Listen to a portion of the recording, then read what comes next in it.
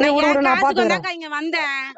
நான் அந்த தாலி அத்தி துட்ட வாங்கி நான் அவன் பொண்ணு தாலி தான் அறந்துரும் சீக்கிரம். அந்த தாலி இந்த மாதிரி இங்க பாரு, ஆ நான் சொல்றது கேளு. ம் இவங்க இட்டு மீனாட்சி மேல சொல்லு. இவங்க ம் இட்டுன்னு போவாங்க, இவங்க எவ்வளவு போனோமோ அவங்க கொடுப்பாங்க. ம் எங்க பேர்ல வச்சு வாங்கி இவங்க எடுத்துனாங்க ம் அப்படின்னு மீனாட்சி மேல சொல்லுங்க நீங்க. ஒரு சின்ன இது கூட அண்ணா கயிறு கூட இல்லை, எல்லாத்தையும் அவுத்துட்டு செக் பண்ணாங்க. உட்காந்து இருந்து கொஞ்சம் என் ஜென்மமே செத்து போயிடுச்சு. இதுவும் நம்ம இவ்வளோ மீறியும் நம்ம இது செய்யணுமான்ட்டு. வரியா அண்ணி அந்த பணத்தை நீ எங்கள் அக்கா கொடுத்துட்டு மனசு கஷ்டம் எனக்கு. ஏன்னா செஞ்சுக்கலான்னு தான் தோணுச்சு. சரி நம்ம போயிட்டா நம்ம பசங்களை பார்க்கறதுக்கு யாரும் ஆள் கிடையாது. கருங்காலி மாலை, துளசி மாலை மாதிரி எல்லா விதமான ஆன்மீக பொருட்களையும் வாங்க ஸ்ரீ வித்யாலயா கிராஃப்ட்ஸ்க்கு கால் பண்ணுங்க. SSPL T10 பெரிய கேட்வே ஓபன் பண்ணிருக்கு. Registrations are open. வாங்க விளையாடலாம். எங்க அம்மாவை அடிச்சு இந்த கண்ணை எங்க அம்மாவை கலக்கி இந்த கண்ணையே இப்ப எங்க அம்மாவுக்கு தெரியாத ஆயிடுச்சு. இங்க இருந்து கோட்டு உள்ள இருந்து மெயின் கேட் வெளியே வரைக்கும் அடிச்சு இட்டுட்டு வந்திருக்கேன். என்ன காரணம்? சரளா ஏன் உங்க ஃபேமிலியில வந்து தாக்கணும்? நான் தான் கம்ப்ளைண்ட் கொடுத்தேன்னு சொல்லிட்டு ஏமனேன். போலீஸ் அந்த இடத்துல எதுவுமே பண்ணலையா? போலீஸ் வந்து இருந்தாங்க, இருந்தோம். அவங்க அண்ணன் பையன் கேட்டாங்க பாருங்க, ரொம்ப எப்படி சொல்றதுன்னு எனக்கே புரியல. எப்படி பச்சையா சொல்லணும்னா சொல்லிதான் அவங்க என் கூட வந்து யமன் இறங்குச்சு தெரியல. ரொம்ப பச்சையா அனாவசியமா பேசுனாங்க. இந்த கஷ்டத்தையும் நாங்க தாங்கிக்கிட்டு தான் இருந்தோம். நான் மனசுக்குள்ள நம்ம செய்யாத தப்புக்கும் நம்ம இந்த தண்டனை அனுபவிச்சுட்டு இவங்கிட்டயும் நம்ம கேள்வி வாங்கிட்டு இவ்வளவு பேச்சு எல்லாமே பேசப்பா திருக்கடையில நான் எதனா பண்ணிட்டு செத்துருக்கேன். என்ன போய் உள்ள அமிச்சிட்டா டெய்லியுமே ஒரு ஆளுங்க வராங்க, வந்து காட்டுறாங்க. அவரு சொல்றது பார்த்துட்டல, எங்க போடுறதுலாம் போடலாம்.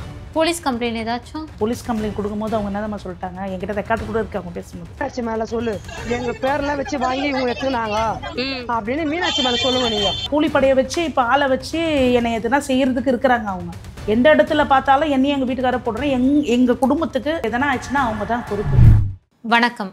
வணக்கம். நீங்க ஏதோ செய்யாத தப்புக்கு சிறை தண்டனை அனுபவிச்சுதா சொல்லப்படுது இல்லையா? அதை பத்தி கொஞ்சம் கிளியரா சொல்லுங்க. என் பேர் மீனாட்சி. நான் கேஎம் கார்டனில் இருக்கிறேன்.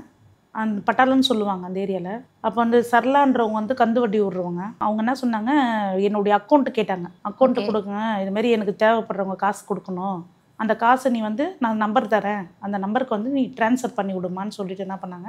நான் சரி அக்கௌண்ட்டு கேட்டாங்க, நான் கொடுத்தேன். நம்மளுக்குலாம் அதில் தெரியாதுல்ல, அதனால கொடுத்துட்டேன். நான் கொடுக்கும் போது என்ன பண்ணுறாங்க, வித்யான்றவங்க வந்து காசு அனுப்பிச்சாங்க. வாரம் அனுப்புவாங்க காசு. வாரம் உங்க அக்கௌண்ட். ஆமாம், என்னுடைய அக்கௌண்ட்டுக்கு காசு அனுப்புவாங்க. நான் என்ன பண்ணுவேன், சரளா ஒரு நம்பர் கொடுத்தாங்கல்ல, நாட்டுத்துறைன்னு சொல்லிட்டு ஒரு நம்பர் கொடுத்தாங்க. அந்த நம்பருக்கு வந்து நான் ட்ரான்ஸ்ஃபர் பண்ணுவேன். ட்ரான்ஸ்ஃபர் பண்ணுறதா உங்க வேலை நடுவில்? ஆமாம். ஓகே, அமௌண்ட் அனுப்புவாங்க, நீங்க ட்ரான்ஸ்ஃபர் பண்ணுவீங்க. ஆமாம், அந்த காசை வந்து நான் அவங்க வித்யா இப்படி அனுப்பிச்ச உடனே ஸ்பாட்லேயே உடனே அனுப்பிச்சிடுவேன் நாட்டுத்துறைன்றவங்களுக்கு. இப்போ நான் வந்து அந்த ட்ரான்ஸ்ஃபர் பண்ணும்போது சரளா சொன்ன நம்பருக்கு ட்ரான்ஸ்ஃபர் பண்ணும்போது நாட்டுத்துறைக்கு பண்ணுவேன். அங்கே பண்ணும்போது எனக்கு வந்து காசு வந்து 500 ரூபாய் கொடுப்பாங்க. நீங்கள் ட்ரான்ஸ்ஃபர் பண்ணிங்கன்னா உங்களுக்கு ஒரு 500 கிடைக்கும். ஆமாம். ஏன்னா என் வீட்டுக்கு சூழ்நிலைக்கோசம் நான் வந்து சரி 500 ரூபாய் வருதுன்னு சொல்லிட்டு நான் என்ன பண்ணேன், ட்ரான்ஸ்ஃபர் தானே நம்ம பண்ணுறோம். ஓகே, இது எதுக்காக ட்ரான்ஸ்ஃபர் பண்ண சொல்கிறாங்க, அதுக்கான காரணம்லாம் உங்களுக்கு தெரியாது? கேட்கல. ஓகே, கேட்கல. நான் அந்த தான் கேட்கல, ட்ரான்ஸ்ஃபர் தானே பண்ண சொல்கிறாங்கன்னு சொல்லிட்டு நான் அவங்களுடைய நாட்டுத்துறை நம்பர் கொடுத்துருந்தாங்க. நாட்டுத்துறை நம்பருக்கு வந்து ஜிபே பண்ணி அந்த ஸ்பாட்லேயே வித்யா எப்படி அனுப்புவாங்க, திங்கக்கிழமைனா நான் அவருக்கு அனுப்புவேன். அப்போ அனுப்பும்போது அவங்க எனக்கு 500 ரூபாய் கொடுப்பாங்க. நான் என்னுடைய கஷ்ட சூழ்நிலைக்கோசம் நான் வந்து இது பண்ணிக்கிட்டேன். 12ஆம் தேதி 5ஆம் மாதம் வந்து கால் வருது ஸ்டேஷன்லேருந்து, மீனாட்சான்னு கேட்டு. என்ன சொல்லுங்கள், ஆமான்னு சொல்லுவேன். இதுமாரி உங்களை விசாரிக்கணும், நீங்கள் வாங்கன்னு சொல்லி கூப்பிட்டாங்க. சரி நாங்களும் போனோம். போகும்போது எங்களை கூப்பிட்டு விசாரித்தாங்க. அப்போ வந்து நான் சொன்னேன், இல்லை சார் எனக்கு தெரியாது, அவங்க அக்கௌண்ட்டு கேட்டாங்க தான் நான் கொடுத்தேன். கொடுத்தனால ட்ரான்ஸ்ஃபர் பண்ண சொன்னாங்க, நான் ட்ரான்ஸ்ஃபர் பண்ணேன் சார். அங்கேயும் நான் சொன்னேன், 500 ரூபாய் கொடுத்தாங்க சார், என்னுடைய சூழ்நிலைக்கு தான் நான் வாங்கினேன் சார், என் கஷ்டத்துக்குன்னு சொல்லிட்டு. இல்லைம்மா இதேமாரி கந்து வட்டி பிரச்சனையில் கம்ப்ளைண்ட் கொடுத்துருக்காங்க அவங்க மேலேன்ட்டாங்க. அவங்க கந்து வட்டி காசு தான் அந்த உங்க மூலமா அதை ட்ரான்ஸ்ஃபர் பண்ணிருக்காங்க. ஆமாம், நாட்டுத்துறைக்கு. நாட்டுத்துறைன்ட்டு பேர் சொல்லிட்டு அக்கௌண்ட் அதுவும் கொடுத்தாங்க, இன்னொரு அக்கௌண்ட் நம்பரும் கொடுத்தாங்க. இந்த 2 நம்பருக்கு நான் ட்ரான்ஸ்ஃபர் பண்ணுவேன். பண்ணும்போது என்ன ஆயிடுச்சு, என்னை கூப்பிட்டு 12ஆம் தேதி விசாரிக்கிறாங்க உள்ள ஸ்டேஷனில். இதேமாரி காலையிலேருந்து உள்ளதாக இருக்கும், ரிமாண்டுன்னு சொல்லவே இல்லை எங்களை. என்ன சார் இதுமாரி கூப்பிட்டு வச்சு நிற்க வச்சுருக்கீங்க, தண்ணி குடிக்க போகும்போது கூட கேட்பாங்க, உள்ளே வெளியே போகக்கூடாது, இங்கே உட்காருன்னு சொல்லிட்டு. அப்போ நான் ஒரு வாட்டி கேட்டேன், என்ன சார் நாங்கள் என்ன இது பண்ணுறீங்க, தண்ணி கொடுக்கணும் திட்டுறீங்களே சார், நம்ம இதுமாரி கந்து வட்டி கேஸ் வந்துருக்குதுமா உன் மேலே சொல்லும்போது எனக்கு வந்துட்டு கந்து வட்டி கேஸா அப்படின்னா கேஸே நம்மளுக்கு தெரியாது. நான் படிச்சிருக்கிறேன், 8th வரைக்கும் படிச்சிருக்கிறேன். இங்கிலீஷ் படிக்க தெரியாது. அதனால வந்து நம்மளுக்கு அந்த கேஸ் பற்றிலாம் தெரியாதுல்ல. அப்போ என்ன பண்ண மாட்டாங்க, சரி ரிமாண்டுக்குலாம் அடிச்சு ரிமாண்ட்மான்னு சொல்லிட்டாங்க. ஐயோ ரிமாண்டா நம்மளுக்கு தெரியலையே குழந்தைங்க. நான் அப்போ என் குழந்தைங்கள தான் யோசித்தேன், என்னடா இது ரிமாண்டுன்றாங்களே, நம்மளுக்கு என்னன்னே தெரியலையே. நம்ம முன்ன பின்ன நான் ஜெயிலுக்கு போயிருந்தேன்னா அதோடைய இது வந்து எனக்கு தெரியும். நான் ஜெயிலுன்னு எனக்கு என்னன்னே தெரியாது. ஆனால் இந்த வாட்டி தான் நான் போயிருக்கேனே புதுசாக அந்த ஜெயில். அப்போ நான் யோசிச்சேன்னா ரிமாண்டை சொல்கிறாங்களே, ஏதோ கூப்பிட்டுட்டு போகிறாங்க பழகுதுன்னு சொல்லிட்டு என்ன பண்ணேன், என்ன பண்ணாங்க, ஃபஸ்ட்டு செக்அப் பண்ணவங்களன்னு சொல்லிட்டு ஜிஹெச் ஹாஸ்பிட்டல் கூட்டிட்டு போனாங்க. அங்கே ரிப்போர்ட் வாங்கிட்டு திருப்பி அதே ஒரு வேன்ல. இப்போ உங்களை மட்டும் தான் அரெஸ்ட் பண்ணாங்களா இல்ல சரளா அந்த கந்து வட்டி விட்டவங்க வந்து சரளா தானே, அவங்களையும் அரெஸ்ட் பண்ணாங்களா? சரளாவும் அரெஸ்ட் பண்ணாங்க, நானும் எங்க வீட்டுக்காரு சசிகலான்றவங்க. ஓகே, அவங்க 4 பேர் மொத்தமே. நீங்க அக்கௌண்ட் அனுப்பிச்சிங்க இல்லையா? ஆமா. அவங்க நாட்டுத்துறை வந்து எங்க கூட வரல, நாட்டுத்துறை வரல. மோகன், மீனாட்சி, சசிகலா, சரளா 4 பேர் மட்டும் கூட்டு போனாங்க. கூட்டு போகும்போது என்ன பண்ணாங்க, செக்அப் பண்ணிட்டு கோர்ட்டுக்கு கூட்டு போனாங்க. கோர்ட்டில் கூட்டு போகணும். மேடம் வந்து உள்ள கூப்பிட்டு பேசிட்டு இருக்கும்போது என்னங்கன்னா, 16 நாள் நீங்கள் வந்து தண்டனை அனுபவிக்கணும்னு சொல்லிட்டு நோட் புக்கில் எழுதி கொடுத்துட்டாங்க. எழுதி கொடுத்து சரி கோர்ட்டுக்கு போகலான்னு சொல்லிட்டு போகும்போது என்ன பண்ணாங்க, நான் கோர்ட்டில் ஏறும்போது எங்கள் வீட்டில் இருக்கிறவங்க எல்லாமே வந்துட்டாங்க. எங்கள் வீட்டில் இருக்கிறவங்க வரும்போது என்ன பண்ணிட்டாங்க, எல்லாம் சேர்ந்து சரளா வீட்டு அது ஆளுங்க வர வச்சு கந்து வட்டி விட்டது சரளா. அந்த சரளா ஃபேமிலி வந்து அவங்க தங்கச்சி சத்யா. ஓகே, சரளாவுடைய தங்கச்சி சத்யா. அவங்க சரளாவுடைய ஃபேமிலி எல்லாமே எங்க அம்மாவை அடிச்சு, இந்த கண்ணே எங்க அம்மாவை கலக்கி, இந்த கண்ணே இப்ப எங்க அம்மாவுக்கு தெரியாத ஆயிடுச்சு. இங்க இருந்து கோர்ட்டு உள்ள இருந்து மெயின் கேட் வெளியே வரைக்கும் அடிச்சு இட்டுட்டு வந்திருக்காங்க. என்ன காரணம்? சரளா ஏன் உங்க ஃபேமிலியில வந்து தாக்கணும்? ஏன்னா அவங்க சொல்லி நீங்க அமௌண்ட்டை டிரான்ஸ்ஃபர் பண்ணியிருக்கீங்க. நீங்களும் அதுல நீங்க அதுல ஒண்ணுமே பண்ணாம தான் நீங்களும் இப்ப அதுல கைதாகி இருக்கீங்க. என்ன காரணத்துக்காக அவங்க உங்க ஃபேமிலி? நான் தான் கம்ப்ளைண்ட் கொடுத்தேன்னு சொல்லிட்டு எம்மனேன். நான் தான் அவங்க மேல கம்ப்ளைண்ட் கொடுத்தேன்னு சொல்லிட்டு எங்க வீட்டுல எல்லாரையுமே அடிச்சு உள்ள கோர்ட்ல இருந்து வெளியே கேட் இருக்கு பாருங்க, கேட்டெல்லாம் தாண்டி அந்த வண்டியெல்லாம் மெக்கானிக் ரெடி பண்ணுறாங்க பாருங்க, அது வரைக்கும் அடித்து இது பண்ணியிருக்கிறாங்க எங்கள் வீட்டில் என்கிட்ட சொல்லலை. நான் கோர்ட்லேருந்து சரி கோர்ட்டுக்கு தண்டனை அனுபவிக்கணும் 16 நாள்னு சொல்லிட்டு எழுதி கொடுத்துட்டு வெளியே வரேன். வண்டி ஏற போகிறேன், வேனில் ஏறுறேன். சத்யா கூட அவங்க 2 பேர் ஜென்ஸு என்னை அடிக்க வந்தாங்க பாருங்கள். எங்கள் வீட்டுக்காரர் என்ன பண்ணார், என்னை உள்ளே தள்ளி விட்டுட்டாரு. நான் உள்ளே வந்துட்டேன் டக்குன்னு. அவரு ஏறவோ அந்த அடியெல்லாம் எங்கள் வீட்டுக்காரர் மேலே பட்டு செம்ம அடி அடிச்சுட்டாங்க. அப்படியே கண்ணில் ஓங்கி குத்தி பலாருக்கும் சத்யான்றவங்க செவுள்லேயே அடிச்சிட்டாங்க வீட்டுக்காரர். அடிக்கும் போது சரி அவங்க எல்லாமே இருந்தாங்க வேனில். சரி ஏறிட்டோம், நாங்கள் ஏறிட்டு வரணும்னு எங்களை இட்டுட்டு வந்துட்டாங்க. போலீஸ் அந்த இடத்துல எதுவுமே பண்ணலையா? போலீஸ் வந்து இருந்தும் அவங்க வந்து எவ்வளோ மடக்க முடியும், அவங்களையும் மீறி பண்ணுறாங்க. அவங்க பண்ணும்போது என்ன ஆயிடுச்சு, ஏறி வண்டியை ஏற்றிட்டாங்க. வேனில் ஏறி வந்துட்டோம். அரெஸ்டான எல்லாரையும் ஒரே வண்டியில் தான் கூப்பிட்டு வந்தாங்க. பெரிய இந்த ஜீப்பு மாதிரி இருந்தது, அதில் கூப்பிட்டு வந்தாங்க. அவங்க அண்ணன் பையன் ஒருத்தர் இருக்கிறாரு, உள்ள எல்லாரையும் கூட்டில் வந்து நிற்க வச்சுருந்தாங்க வெளியே. வேறு அம்மா வந்து ஜட்ஜம்மா வந்து வேறு கேஸ் பார்த்துட்டு இருந்தாங்க. அப்போ வந்து வெளியே நிற்க சொல்லி என்ன பண்ணாங்க, ஓரமாக வந்து நின்றுட்டுருக்குறாங்க. நின்றுட்டுருக்கும் போது அந்த சைடு சசிகலா, நடுவில் சரளா, நான் இந்த சைடு, எங்கள் வீட்டுக்காரர் இந்த சைடு. அவங்க சொந்தக்காரங்க ஒருத்தவங்க வந்தாங்க, கருப்பாக வந்து என்ன பண்ணாங்க, ரொம்ப அனாவசியமாக பேசுனாங்க. சரி எல்லாத்தையும் வாங்கிக்கணும்ட்டு அவங்க அண்ணன் பையன் கேட்டாங்க பாருங்க, ரொம்ப எப்படி சொல்கிறதுன்னு எனக்கே புரியல. எப்படி பச்சையாக சொல்லணும்னா சொல்லி தான் ஆகணும். அது என்ன பண்ண ரொம்ப அனாவசியமாக பேச ஆரம்பித்தாங்க. என் கூட வந்து இந்த கஷ்டத்தையும் நாங்கள் தாங்கிக்கிட்டு தான் இருந்தேன். எங்களுக்கு யாரும் கிடையாது, எங்களுக்கு சொந்த பந்தமும் யாரும் கிடையாது. அச்சுப்பட்டாலும் கேட்குறதுக்கு ஆளும் கிடையாது. விழுந்தாலும் இருந்தாலும் நாங்கள் தான் பார்த்துக்கணும். எங்கள் அம்மாவை அடித்ததும் இல்லாத இந்த வார்த்தை கேட்கும் போது எனக்கு மனம் ரொம்ப, எங்கள் வீட்டுக்கார கூட ஒரு வார்த்தை, வரியா நீ அந்த பணத்தை நீ எங்கள் அக்கா கொடுத்துட்டு போகணும். மனசு கஷ்டம் எனக்கு. எதனா செஞ்சுக்கலான்னு தான் தோணுச்சு. சரி நம்ம போயிட்டா நம்ம பசங்களை பார்க்குறதுக்கு யாரும் ஆள் கிடையாது. ரொம்ப அனாவசியமாக பேசினாரு. நானும் கம்முன்னு இருந்தேன். எங்கள் வீட்டுக்காரரும் ஒரு வார்த்தை கேட்கல. அவருக்கு கேட்கும் போது அண்ணானும் போது கை ஓங்குறாரு. சரி அதுக்கிட்டு வண்டியில் ஏற்றின்னு வந்துட்டு என்ன பண்ணாங்க, ஜெயில் கிட்ட வரும்போது என்ன பண்ணாங்க, புயல் ஜெயிலுக்கு கூப்பிட்டு போனாங்க.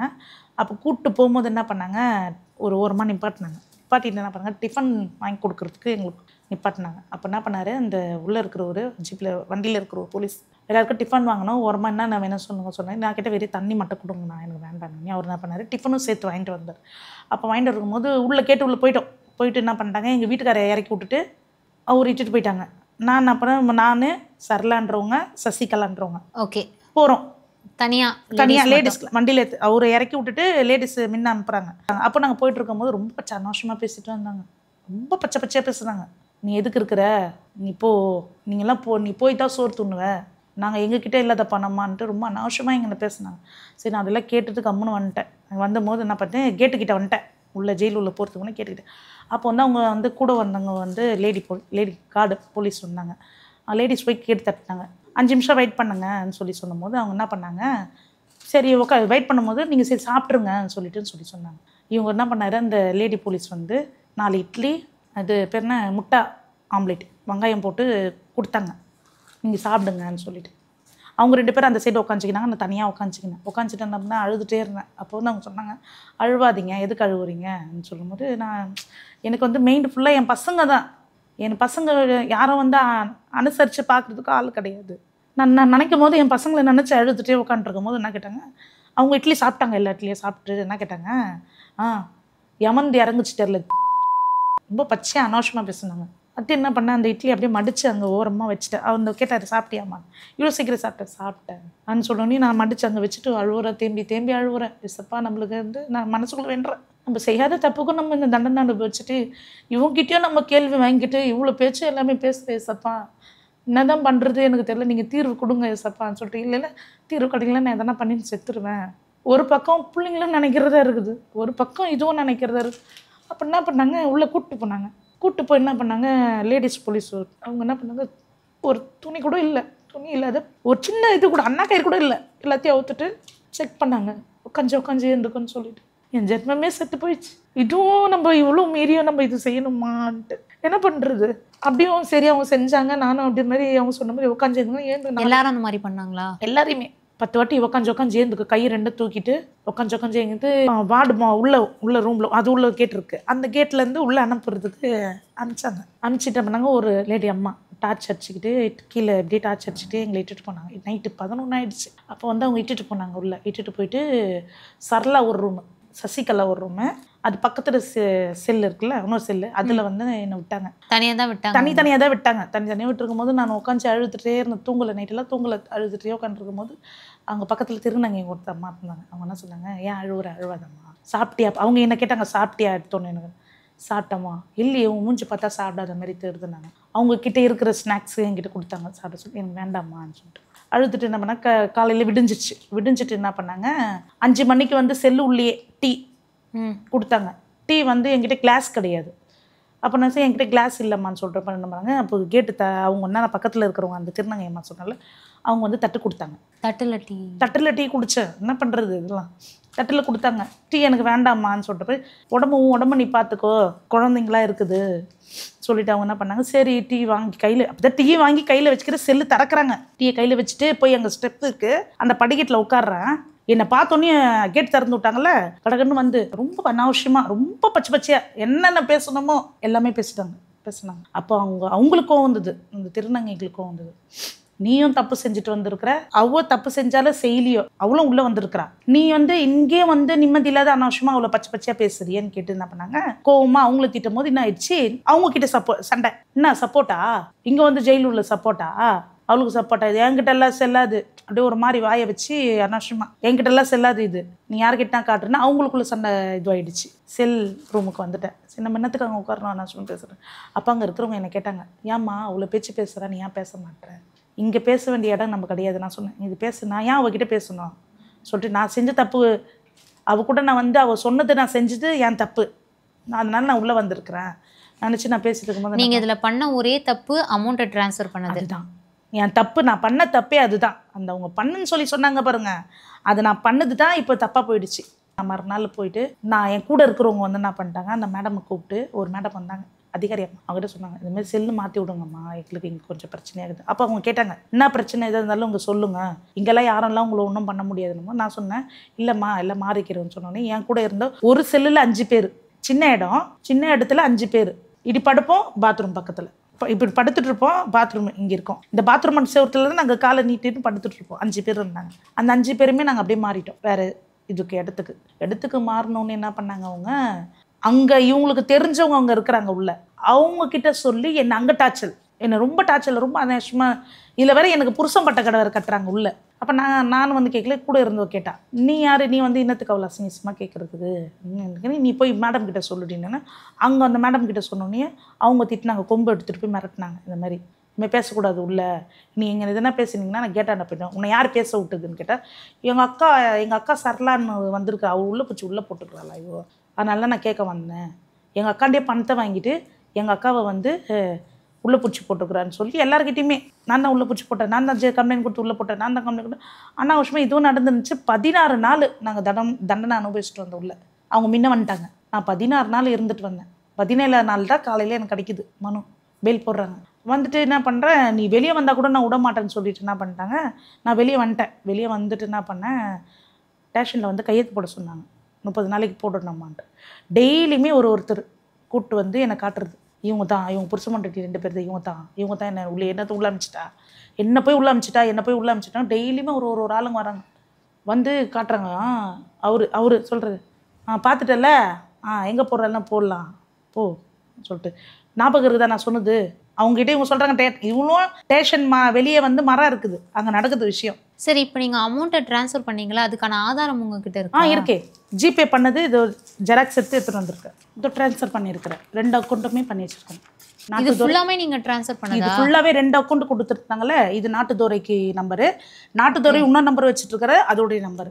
இவ்வளோ நீங்கள் ட்ரான்ஸ்ஃபர் பண்ணும்போதே உங்களுக்கு இது தப்புன்னு தெரியலையா? ஆக்சுவலி வந்து ஓரளவுக்குன்னா பரவாயில்ல, பட் நீங்கள் அதிகமாக பண்ணுறப்போ உங்களுக்கு எங்கேயோ தப்பு நடக்கிற மாதிரி ஃபீல் ஆகலையா? எனக்கு அதான் அதோடைய பற்றி தெரியாதுன்றதுனால எனக்கு அது தெரியல. அப்போ இப்போ தான் தெரியுது எனக்கு, என்னென்ன இந்த கொடுமைலாம் அனுபவிச்சு, ஜெயில் கொடுமைலாம் அனுபவிச்சுட்டு வந்த பிறகு தான் தெரியுது இது தப்பு நம்ம செஞ்சுதுன்றனால நான் ரொம்ப வேதனைப்படுறேன். ஆனால் உங்களுக்கு அப்போ தெரியாது இது கந்து வட்டிக்கான காசு? தெரியாது, எனக்கு தெரியாது. தெரிஞ்சுதான் நான் பண்ணியிருக்க மாட்டேனே. நம்மளுக்கு இவ்வளோ பிரச்சனை வரும்னு நம்மளுக்கு தெரிஞ்சிருக்கோம்ல அப்பயே. அப்போ நான் பண்ணியிருக்கிறேன். 2 அக்கௌண்ட்டுமே பண்ணி வச்சிருக்கிறேன். இவ்வளோ ட்ரான்ஸ்ஃபர் பண்ணி இவ்வளோ பிரச்சனைக்கிட்ட உள்ளே போய் நான் ஜெயிலுக்கு போயிட்டு வந்து கூட எனக்கு நிம்மதி கிடையாது. வீட்டில் தண்டனையுமே அனுபவிச்சுட்டு வந்துட்டேன். பண்ணாத இதுக்கும் நான் தப்பை என் மேலே போட்டுட்டாங்க. இப்போ வெளியே வந்து கூட எனக்கு நிம்மதி கிடையாது என் வாழ்க்கையில்.